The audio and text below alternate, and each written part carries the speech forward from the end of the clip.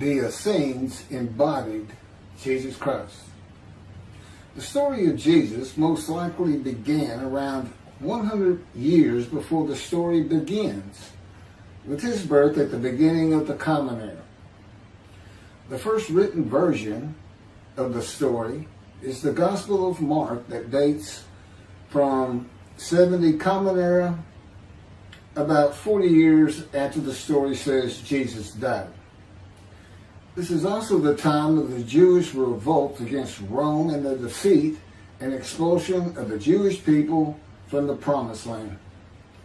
The knowledge of the Hebrew Bible in a time of illiteracy indicates that the Gospel of Mark was written by Rabbis, or very learned men in Judaism.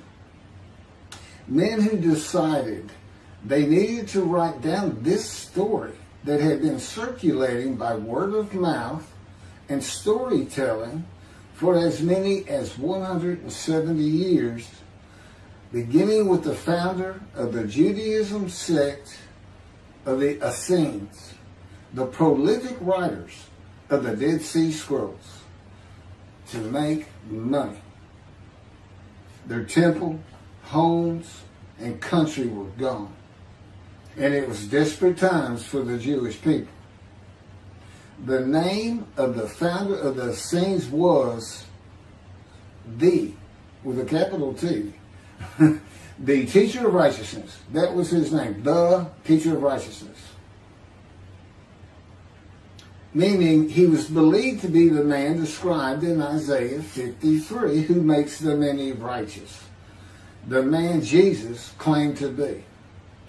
According to the oral story that most likely began 100 years before the Common Era, BCE, with this man called the teacher of righteousness, who established a sect of Judaism known as the Essenes, this teacher of righteousness who fought with a wicked priest. All this information is in the Dead Sea Scrolls. Fought with a wicked priest. Did not like the way the temple was being run. Did not like all the sinning going on in Jerusalem, and did not live there, and despised riches and the material things of the world. Just like Jesus, who also claimed to be the teacher of righteousness. The oral storytellers, who were diverse and from different backgrounds, ethnicity, and ability, captured the imagination of the crowds with their oral skills and would earn their livelihood from donation of money and goods in the age of antiquity.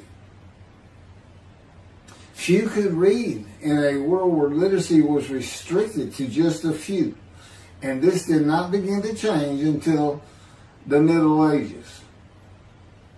While the earliest forms of written communication date back to about 3,500 to 3,000 BCE, literacy remained for centuries a very restricted ability closely associated with the exercise of power. Schools in ancient Israel, if any existed, served only the sons of the rich and the religious elite.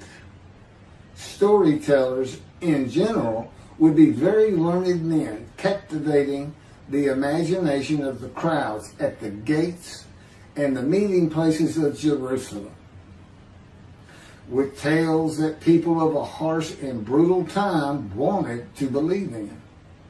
A time when medical treatment was primitive and life expectancy was 30 to 35 years, averaging those who died at birth to those who died with long life into their 70s and beyond. A time when people believed in mythical gods and gods who were men and making sacrifices to gods for favor and for safety, healing, long life, crops, and fertility. The Dead Sea Scrolls are generally thought to have been produced by the Essenes No one really doubts it anymore. And the Essenes are a group that protested the way the temple was being run.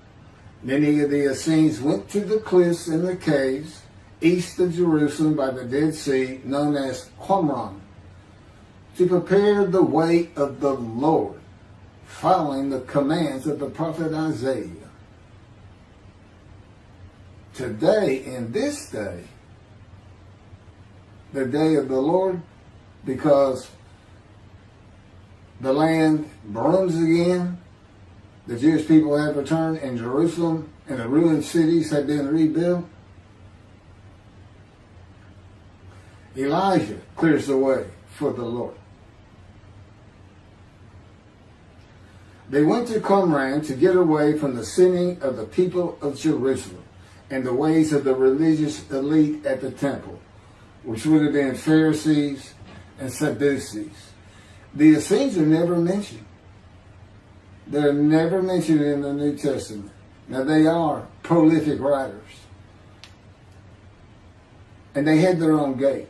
They had their own gate throughout the life of Jesus and for 40 more years until Jerusalem was destroyed. And that in 70 Common Era, when everything was being destroyed, that's when they put those scrolls deep into pottery, big pottery, and buried them.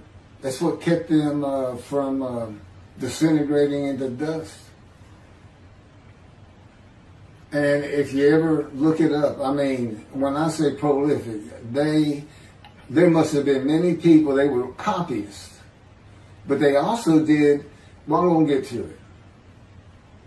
They made commentary on the scrolls. One of the first leaders of the Qumran community, again, was the teacher of righteousness, identified in the Damascus document and the Habakkuk Pesher. A Pesher is a type of commentary in Hebrew. In the Pesher literature, the teacher of righteousness is presented as a founding figure who directly clashed with an opponent called the wicked priest. Of course, we all know what Jesus went through with the religious elite, Sadducees, Pharisees, and the high priest. This was the wicked priest in his day, 100 years before the birth of Jesus. The man described in Isaiah 53 is often referred to the teacher because of verse 11, where God says, verse 11 of chapter 53 of Isaiah, where God says, "My righteous servant makes the many righteous." The teacher of righteousness and his followers left a library of information on his teachings, himself, and Scripture, and would seem to be the first of many men to claim or to be claimed by others that the man described in Isaiah 53. Jesus is not even the last. No, he's not. But, I mean, he's not even the last. The Hebrew noun pesher is found in the Hebrew of the Qumran scrolls in the sense of meaning, explanation, interpretation. It is similar to a midrash in the Talmud. Various biblical texts were deemed prophetic and were subjected to pesher interpretation even when appearing in non-prophetic literary context. The copy of the pesher of Isaiah dates to the beginning of the 1st century Common Era. The pesher of Habakkuk attributes this technique to the founder of the community, the teacher of righteousness. In other words, this pesher is written during Jesus' life. And they had their own gate, the gate of the Essenes. The Qumran sect, like the broader Jewish movement from which it sprang, took a critical view of the established orthodoxy of its time, believing Israel to be under divine judgment, regarding itself as the true remnant of Israel and awaiting its imminent vindication. At the, quote, end of days. At the end of days, evil would cease, the wicked would be destroyed, and the righteous would live under a divine blessing. This is not unlike the teachings in Judaism today of a redemption, restoration, and exaltation of the Jewish people by the world of Gentiles, the nations, with peace throughout the world when the Anointed One comes. The Anointed One means Moshiach. The New Testament will say Messiah. That it just means anointed to do a task for God. And that would be from chapter 11, verses 1 and 2 of Isaiah. And the man is described in Isaiah 53 according to the sages and rabbis of the time. He's known as the leper scholar. And that's because it's a man suffering familiar with disease, sickness that will bring you to grief and be exposed to death. Today we would say cancer. And he makes the many righteous by his knowledge. That's in Isaiah 53. By his knowledge. Not by his death. Not by his crucifixion. Nobody dies. Exposure to death is not death. Jesus died. He was never exposed to death. He didn't get near it, that it did not happen.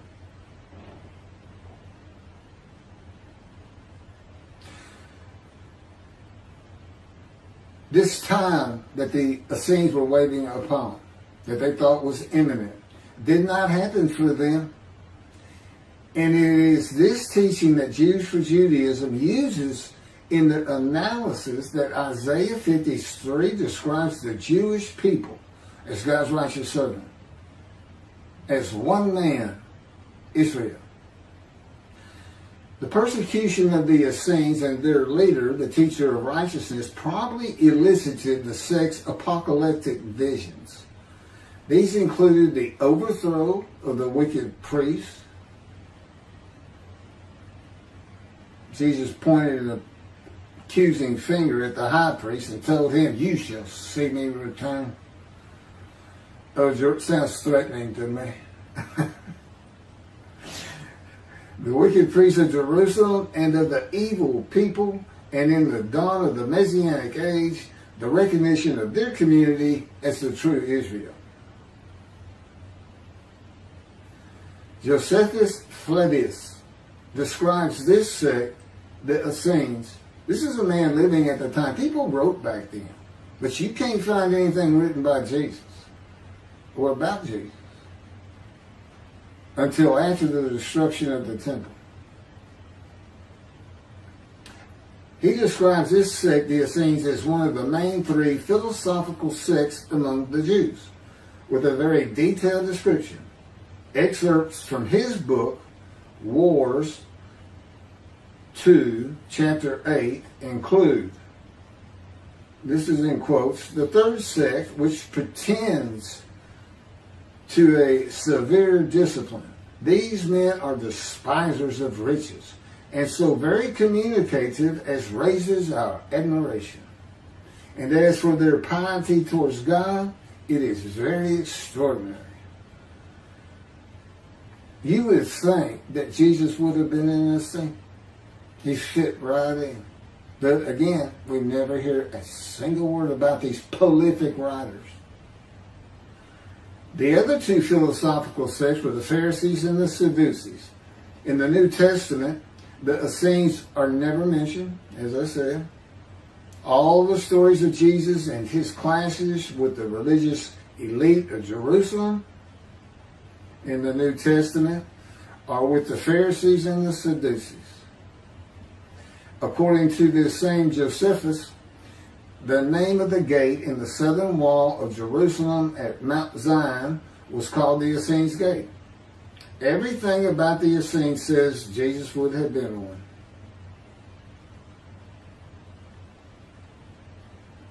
Peter and Paul, disciples later called apostles of Jesus, all said Jesus was the fulfillment of Isaiah 53. and the teacher of righteousness. All of Christianity does today. The Essenes, again, were writers and copyists and had their own gate in the southern wall of Jerusalem. Their founding leader claimed to be the righteous servant, so did Jesus. It is impossible to believe that the Essenes had not heard of Jesus. It is impossible to believe they would not have gone to Jesus to question him and verify the stories around him and his claim of being God's righteous servant and right about him. Because they believed that their founder was the Moshiach and that the end times were coming. Moshiach, anointed one, described in Isaiah 53. They're great followers of the things Isaiah had to say, and there's a picture written on it during the life of Jesus. It's impossible to believe it.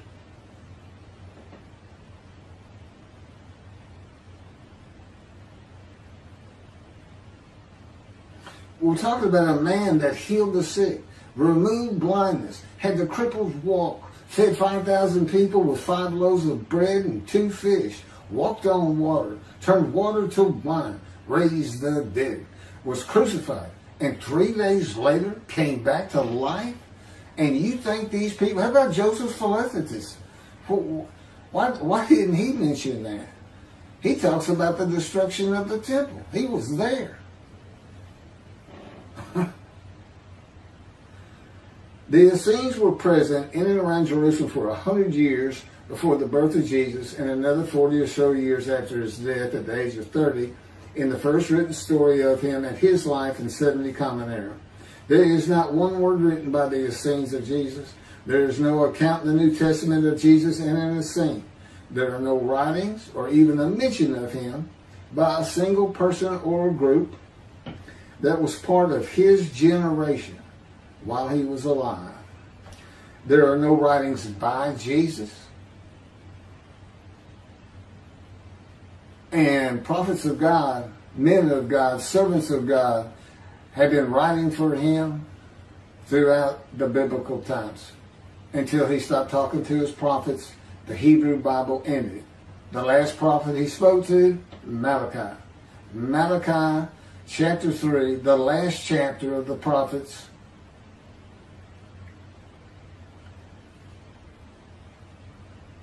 writes for God the prophetic announcement that he will return. He's going to come back. I've already talked about the 5 prophecies of Jesus of when he will return, and every single one of them was false. He didn't return, and his generation sons it up. Those who pierced him with the spear on the cross, he says in the Revelation on the first page, verse 7, those who pierced me with a spear shall see me return. I'm coming back quickly, quickly, quickly. Nothing was written by his disciples. There are no writings by Herod or Pilate or any Roman newspaper, poem, or book of this man who healed the multitudes, fed the poor, walked on water, raised the dead, turned water to wine, was crucified and rose from the dead to human life, and then rose to heaven. That's where he's supposed to be returning from. While there are 3 Gospels under the names of 3 disciples, they are all considered pseudepigrapha. In Greek, that means falsely attributed. Writings which were attributed to authors who did not actually write them. And they were all written long after the death of Jesus, these Gospels, full of quotes and teachings from Jesus himself. Quoted parables, long speeches, Sermon on the Mount, long sermons that could not be accurate if passed by word of mouth. There is only one answer. The Essenes themselves, these writers and the storytellers of the day, had put this story together. And even though the writers of the gospel knew full well these rabbis are learned men of the Hebrew Bible, they knew it didn't really fit. But you know what else they knew? Nobody could verify it. Nobody could check them. Nobody could check them. Now, I just did a video on the deceptions. The deceptive, it covers just Matthew. And there's 3 different stories of him and deceits in every one of them that you can go look up now. You can verify these things that I'm saying. I'm quoting them. I give the chapters, the books they come from. You can see Jesus change Zechariah, verses 9 and 10, the verses, from riding an ass into Jerusalem and being crucified, as Jesus said all the prophets said of him, to what the prophet actually said. You can go look at it. He said he's going to go and defeat Rome, defeat the enemy in Rome, which in Jesus' time, in Jerusalem, and be king of the world, which at the time would have been the nations of the Middle East. And he would tell them all to surrender. That's actually, that's part of the verse itself, verse 10. And he would defeat the enemy and have the nations surrender and be king from sea to sea, lands into ocean. I mean, you can't get more deceitful than that. You can't lie greater than that. You're manipulating Scripture, God's holy word, manipulating it, deleting a verse 10, telling your disciples, tell everybody these things. That's why he's telling them. Tell everybody these things. I'm going in. They're going to kill me. Okay. That's what the prophets say. Don't forget. I mean, that's what he's doing.